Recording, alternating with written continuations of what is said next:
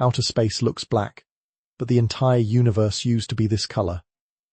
How is that possible? Let's find out. Stars and galaxies notwithstanding, space is pitch black. So pick a dark spot in the sky and point an analog satellite dish at it. You might expect to get nothing, but you don't. You get static. Pick another point and more static. Move your dish yet again, static. Even accounting for all possible types of interference, no matter how you orient your dish, there's this constant underlying microwave band static that's just always there in the darkness of space, emitting the same pattern over and over. Now, since we pick up this mysterious static from every direction we look, it would seem to be coming from a source that exists literally everywhere on the sky. Problem is, we don't know of any source anywhere that would emit this observed pattern of microwave emission, so where's it coming from?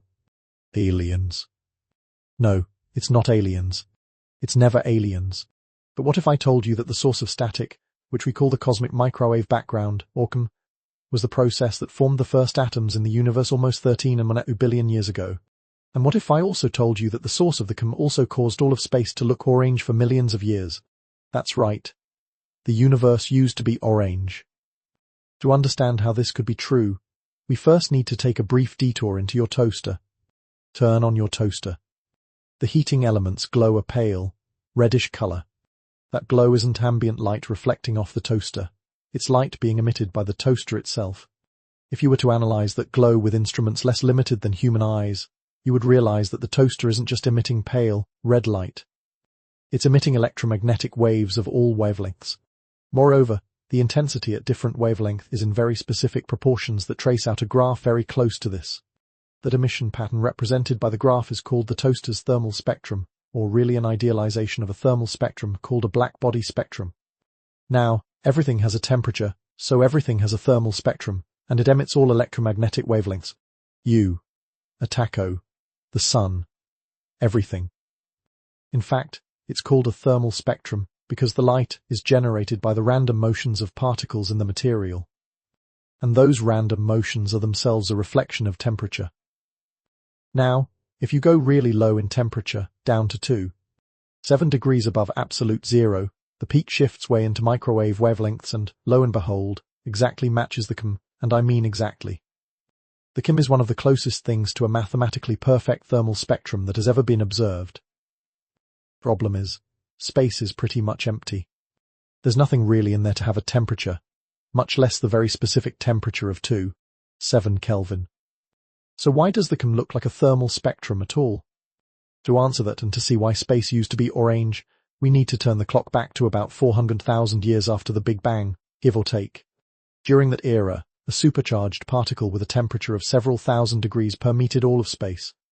At this temperature, it's too hot for electrons and protons to even coalesce into atoms, let alone stars, planets, or galaxies. This ionized soup is called a plasma. And just like toasters, people, and tacos, it was emitting a thermal distribution of electromagnetic waves.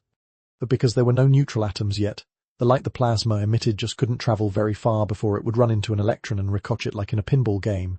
So if you took the TARDIS back to this era and could somehow keep it from melting, you wouldn't be able to see very far on the view screen. Maybe a few thousand light years, which sounds like a lot, but it's basically zero visibility in astronomical terms. So at this moment, it was as if flash bulbs were constantly going off everywhere in space, but the light was being snuffed out by a fog. Now as this plasma cooled, its temperature eventually dropped below the 3,000 or so degree mark, where neutral atoms could finally form. With no more free electrons to redirect the light, the universe became, for the very first time, transparent. The light that the plasma had emitted then just before neutralized was one last hurrah, one final flash of an infinite number of orange bulbs going off at every point in the universe more or less simultaneously. And now, that light could free stream through the universe forever. Before, during, and after this event, space was expanding. That's what thinned out the plasma and made it cool down in the first place. But as we talked about in a prior episode that you can revisit here, expanding space stretches the wavelength of free streaming light through a process called cosmological redshift. So over the course of a few million years, that orangey thermal spectrum of light was redshifted to longer and longer wavelengths, becoming toaster read and eventually infrared, so that to human eyes the sky eventually turned dark. If you throw in another 13+ billion years of space expansion, All that light has redshifted into the microwave band to become what we today perceive as the cosmos. And all those atoms from that plasma, well, they managed to clump, become stars, galaxies, and through a complicated process of cosmic recycling, us.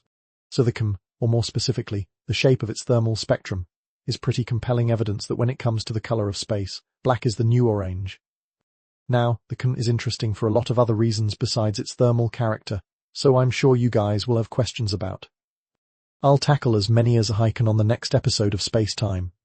Last week, I challenged you to stabilize a gyro-driven Star Fox barrel roll.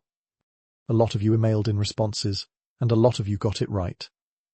The first 5 of you who emailed correct answers, and I apologize in advance if I mispronounce your name, were Marcus Kesselring, Cameron Moran, Matches Oller, Thomas Sue and Jacob Stuick.